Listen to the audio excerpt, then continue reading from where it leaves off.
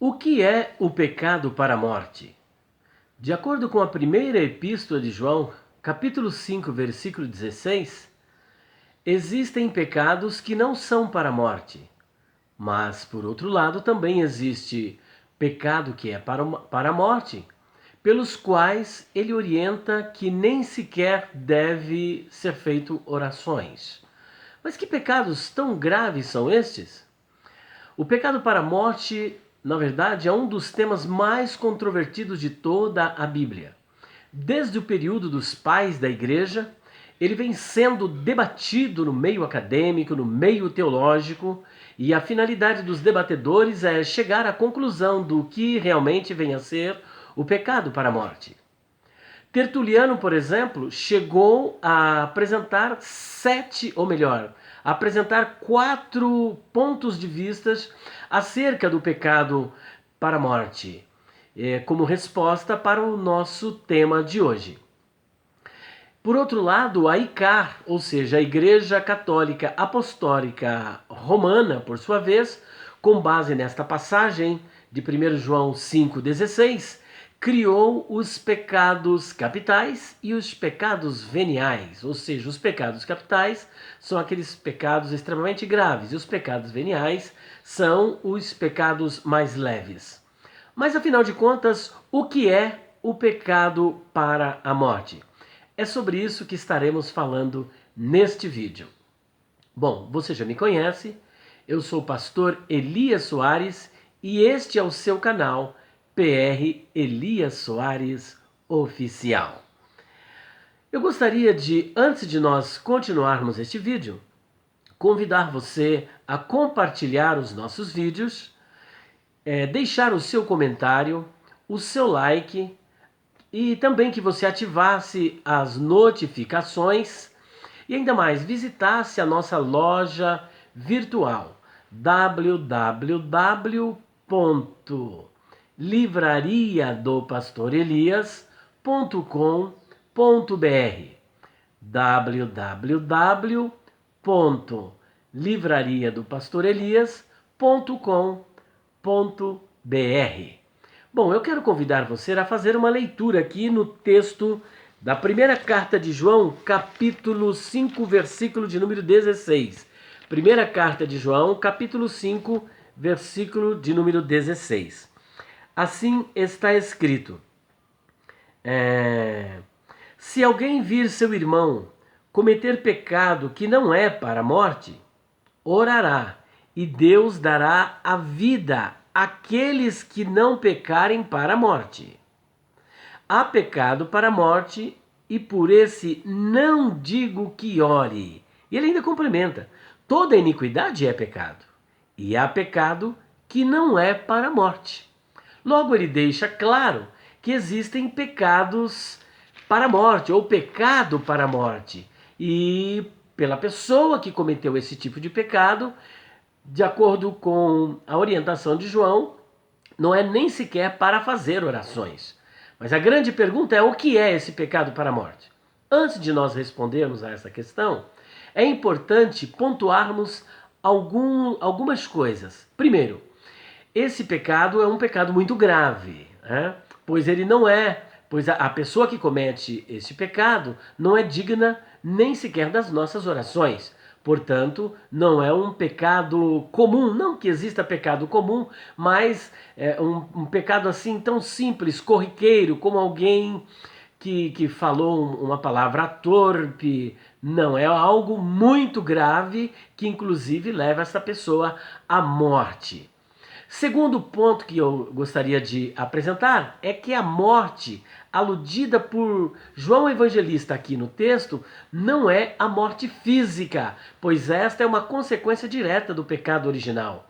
Todos os homens, independentemente de viver uma vida de santidade, com exceção daqueles que terão o privilégio de serem arrebatados vivos, eles experimentarão a morte, pois, como diz, o salário do pecado é a morte. Como todos pecaram em Adão, todos também morrem. E como já enfatizamos, com exceção daqueles que forem arrebatados vivos.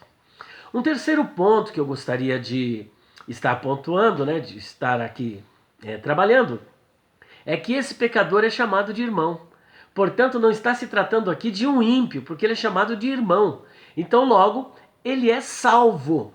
João, da mesma sorte, não está escrevendo para ímpios. Ele está escrevendo para uma igreja, para um povo, para uma comunidade de fiéis, para uma comunidade de santos. Então, esta pessoa é chamada de irmã. Então, ele é nosso irmão em Cristo, ou pelo menos, ele era.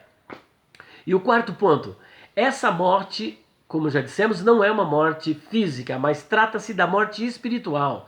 Isso aqui está se tratando de alguém que já foi salvo, mas perdeu a salvação, ou seja, ele morreu espiritualmente, porque a morte espiritual nada mais é do que a separação de Deus. Quando nós nos separamos espiritualmente de Deus, então estamos mortos espiritualmente. Bom, fizemos essas 4 pontuações, mas até o momento não respondemos o que é o pecado para a morte. E a pergunta continua: o que é o pecado para a morte?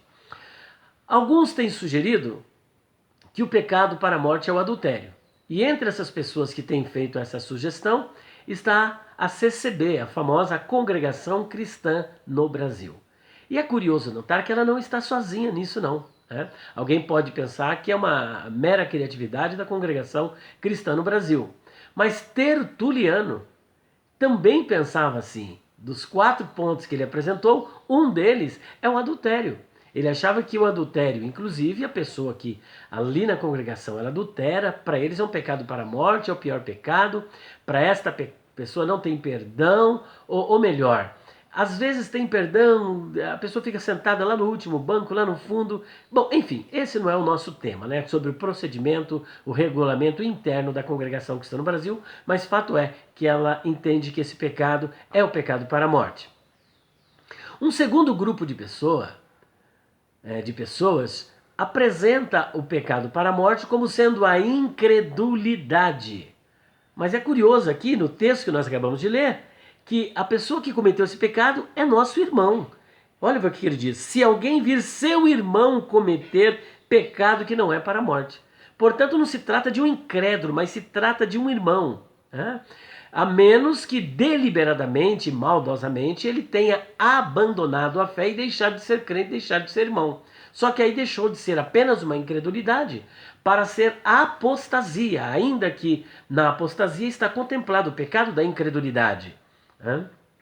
Então não é o pecado da incredulidade. Terceiro ponto que alguns têm aqui apresentado é que a apostasia. Que a apostasia nada mais é do que o abandono maldoso e deliberado da fé, conforme está contemplado na Epístola aos Hebreus, capítulo 6, versículos 4 a 8. Porque logo no início da Epístola aos Hebreus, é curioso notar que o autor ele diz aqui o seguinte, olha só. Porque é impossível que os que já uma vez foram iluminados, a palavra grega para iluminados é photistentas, e provaram o dom celestial, ou seja, essa pessoa ela teve uma iluminação, ela recebeu a graça do Espírito Santo, ela recebeu a graça de Deus, a iluminação do Espírito Santo, os seus olhos espirituais foram abertos, ele sai de uma condição de morto espiritualmente para uma condição de vivo espiritualmente, provou o dom celestial, fez participantes também do Espírito Santo, e ele diz mais, e provou a boa palavra de Deus e as virtudes do século futuro, e recaíram. Olha só, e recaíram. Esse recaíram aqui é apostataram. Então ele deliberadamente, maldosamente se apostatou. E se você ler, por exemplo, o capítulo 10 da Epístola aos Hebreus, e também do versículo 26 a 31, nós vamos ter uma ideia completa desta apostasia, porque eles pisaram aos pés o Filho de Deus, fizeram agravo ao Espírito da graça, ou seja, ele praticou um pecado deliberado de abandono da fé, de apostasia. Aqui havia alguns irmãos, inclusive ele diz, mas de vós, ó amados, esses amados são aqueles que ainda não caíram. E ele toma como exemplo os que caíram para alertar os que ainda não caíram, que são esses amados. Mas de vós, ó amados, esperamos coisas melhores. É claro, é impossível que todos aqui estavam perdidos. ou já tivessem cometido esse pecado, senão não havia razão alguma dele estar escrevendo esta carta para alertar os irmãos. Isso é uma prova irrefragável, uma prova incontestável de que essas pessoas ainda estavam vivas espiritualmente, mas estavam correndo o risco de caírem espiritualmente, de abandonar e de apostatar da fé, como o primeiro grupo. Então ele está falando aqui acerca de dois grupos. Um grupo que caiu, que se apostatou, teve uma experiência genuína com o Espírito Santo, nasceu de novo e deliberadamente abandonaram a Cristo e se voltaram para a lei de Moisés para confiar novamente na lei e não na graça de Deus. Então ele está alertando. E lá no capítulo 10, versículos de número 26 a 31, ele continua a sua advertência dizendo: porque se pecarmos voluntariamente, ou seja, deliberadamente, maldosamente, depois de termos recebido o conhecimento da verdade, já não resta mais sacrifício pelos pecados. E lá ele diz, é impossível, olha só no capítulo 6, porque é impossível que os que uma vez foram iluminados e provaram o dom celestial e tal, e caíram, sejam novamente renovados para o arrependimento. Ou seja, essa pessoa não tem como se arrepender de novo, porque o arrependimento verdadeiro só acontece uma vez em nossas vidas. Você se arrependeu, nasceu de novo, teve uma experiência com o Espírito Santo. Se você caiu desta posição maldosamente e deliberadamente, não resta mais sacrifício pelos pecados. E ele reitera e reverbera essa verdade aqui no capítulo 10, 26 em diante. Porque se pecarmos voluntariamente, depois de termos recebido o conhecimento da verdade, já não resta sacrifícios pelos pecados. Aqui não se trata de um irmão que adulterou, ou que bebeu, ou que cometeu um pecado desses mais corriqueiros, como alguns querem fazer pensar. Ah, então agora, se a pessoa pecou, pronto, não tem mais chance para ela. Não, não está se tratando desse tipo de pecado. Está se tratando do pecado da apostasia. Ele deve ser entendido à luz do contexto. Então, a apostasia deliberada, maldosa, ele está dizendo que não tem mais chance.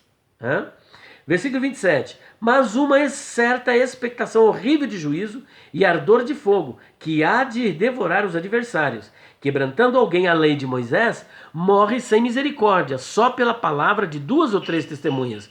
De quanto maior castigo cuidais vós, será julgado, merecedor aquele que pisar o Filho de Deus e tiver por profano o sangue do testamento com que foi santificado e fizer agravo ao Espírito da graça. Então veja que é sério, é grave esse pecado.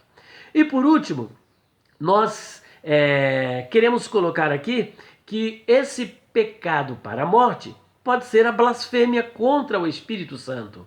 Então nós temos 4 grupos. Os que entendem que seja o adultério, outros que seja a incredulidade, outros a apostasia deliberada e ainda a blasfêmia contra o Espírito Santo, conforme Mateus capítulo 12, versículo 32, e ainda aqui Marcos 3, versículo 29 e Lucas capítulo 12, versículo 10. E o que é blasfêmia contra o Espírito Santo? A blasfêmia contra o Espírito Santo, em primeiro lugar, ela só pode ser cometida por um salvo, por alguém que tem conhecimento de Deus, que tem relacionamento com o Espírito Santo, que conhece a Cristo.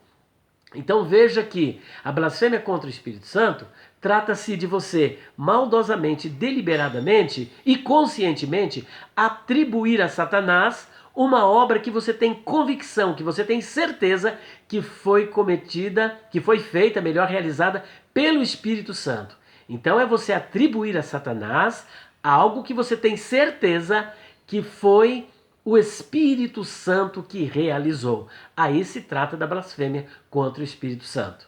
Bom, a conclusão que cheguei é a seguinte. Os 2 pecados contemplados e que podem realmente ser uma referência a esse pecado para a morte, para mim é o 3º e o 4º, ou seja, a apostasia deliberada ou a blasfêmia contra o Espírito Santo. Porque a pessoa que se apostatou deliberadamente, de acordo com Hebreus capítulo 10, versículo 26 ao 31, ele nada mais fez do que uma blasfêmia contra o Espírito Santo, porque ele pisou o sangue da aliança e fez agravo ao Espírito da graça. E a blasfêmia contra o Espírito Santo é justamente isso, é você atribuir a Satanás uma obra que você tem certeza que foi o Espírito Santo que fez, que realizou. Portanto, você fez também um agravo ao Espírito Santo. Então, é um destes 2 pecados, ou a apostasia deliberada, ou a blasfêmia contra o Espírito Santo. Para esse tipo de pecado não há perdão. Os demais pecados, não que nós estejamos aqui incentivando alguém a pecar, mas todos eles têm perdão, desde que haja arrependimento genuíno, verdadeiro. A Bíblia diz que aquele que encobre as suas transgressões nunca prosperará, mas o que as confessa e deixa alcança a misericórdia. E o próprio João Evangelista, aqui no capítulo 2, ele diz o seguinte: meus filhinhos, estas coisas vos escrevo para que não pequeis. E se alguém pecar, temos um advogado para com o Pai, Jesus Cristo o justo. E ele é a propiciação pelos nossos pecados, e não somente pelos nossos, mas também pelos de todo o mundo. Só que no capítulo 5 ele disse que a pessoa que cometeu pecado para a morte, se alguém vir seu irmão cometer pecado que não seja para a morte, orará. E Deus dará vida àqueles que não pecarem para a morte. Há pecado para a morte, e por esse não digo que ore. Portanto, esse tipo de pecado, ele está totalmente distante daquilo que está contemplado aqui no capítulo 2. Até porque a pessoa que comete esse tipo de pecado, ela não sente arrependimento, ela não vai confessar, ela não vai sentir mais nada, porque o Espírito Santo já não estará agindo mais na vida desta pessoa. Então ela não se sentirá incomodada. Portanto, está aí, pecado para a morte. Você escolha. Eu penso que a apostasia deliberada, conforme Hebreus 6, 4 a 8 e o capítulo 10, 26 a 31, e também a blasfêmia contra o Espírito Santo, de acordo com Mateus 12, 32, e também Marcos 3, 29 e Lucas 10, 12, versículo 10, são a blasfêmia contra o Espírito Santo. Então esses dois pecados aqui, pode ser este pecado para a morte que tinha na mente de João, o evangelista, que, inspirado pelo Espírito Santo, nos deixou esta preciosidade, esta carta. Bom, posto isso, eu quero só agradecer você por estar comigo até este momento, mas não poderia deixar de apresentar aqui os nossos livros. Perguntas Difíceis de Responder, volume 1. Olha aí, Perguntas Difíceis de Responder, volume 1. São 36 questões que você pode estar adquirindo. E ainda o Dicionário Etimológico de Nomes Bíblicos, são mais de 4.200 nomes de pessoas, rios, vales, montes, deuses, origem, etimologia e significado. Capa dura, mais de 400 páginas, uma obra premiada pela Bienal do Livro, uma obra que vai te ajudar nos seus estudos. E ainda o Comentário Judaico do Novo Testamento, escrito por um judeu messiânico, que é o David Stern, que escreveu inclusive a Bíblia Judaica Completa. E esta obra é de fundamental importância para você entender o pensamento rabínico. Aqui ele vai trazer muitas curiosidades. Por exemplo, o apóstolo Paulo, em 1 Coríntios capítulo 10, versículo 4, ele diz assim, que todos beberam de uma mesma pedra espiritual, de uma mesma água espiritual, porque a pedra espiritual que os seguia era Cristo. E a mesma bebida espiritual eles beberam, e a pedra espiritual que os seguia era Cristo. Que pedra era essa? É interessante que a primeira vez que Moisés bateu nesta pedra, ela estava em Meribá. E depois, pela segunda vez, estava em Cades Barneia. E de Meribá a Cades Barneia são 145 quilômetros. Como é que essa pedra saiu de Meribá e foi parar em Cades Barneia?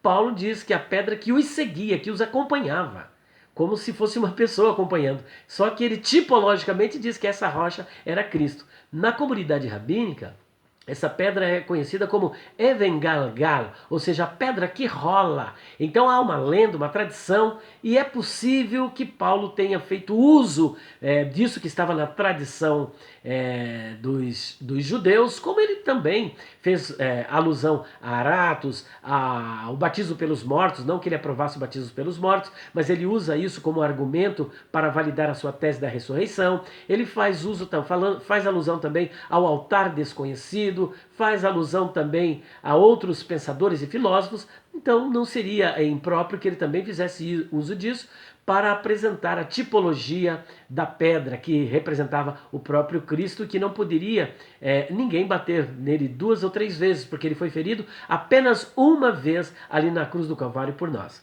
E por último, eu quero apresentar aqui para você todos os personagens da Bíblia de A a Z. Todos os personagens da Bíblia de A a Z. É uma obra biográfica que vai apresentar todos os personagens, a história de cada um, e aqueles que não têm muita história, no final os nomes deles estarão ali apresentados. Estas 4 obras, se você fosse comprar, você pagaria aí média de R$500 ou mais. Hoje eu vou fazer todas estas obras, o de A a Z para você, e ainda o comentário judaico, e ainda o dicionário etimológico de nomes, e ainda perguntas difíceis de responder, volume 1, tudo por R$ 210.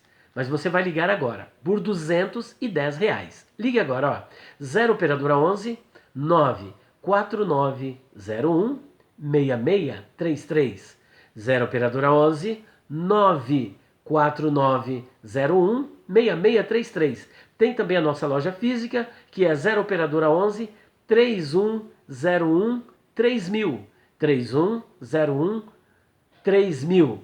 E visite a nossa loja virtual www.livrariadopastorelias.com.br. Deus abençoe a sua vida em nome do Senhor Jesus Cristo.